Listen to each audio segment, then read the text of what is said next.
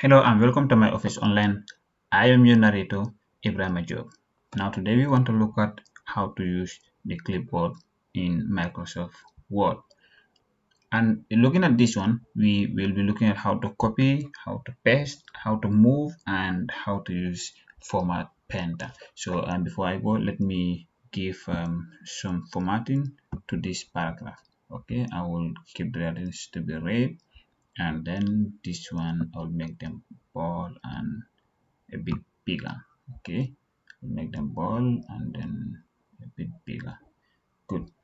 Now what we want to do here is we want to move this paragraph, we want to copy it to be down here, to come down here so that it will be a fourth paragraph. So if you want to copy a paragraph, you have to highlight it, and when you are highlighting, you place the cursor here.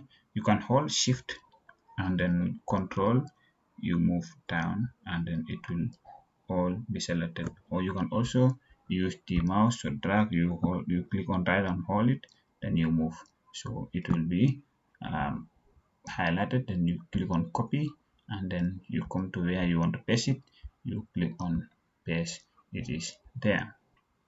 So if you want to move a paragraph, let me say I want to move this paragraph down, so I can highlight it just as the way I highlight the other one, the first one. Then I will come to cut and then cut it, it is gone. And then I can come here, let me bring this one down, and then I will say paste, it will be pasted.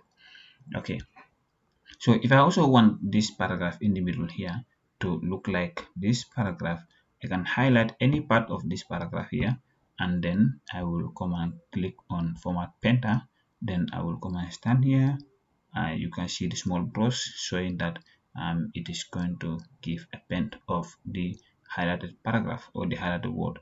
So I can hold the right part of the mouse and then drag it off and leave it, so it will be the same format. You see this one, the size is 14, and then bold. This one also, look at it, the size is 14 and it is also bold.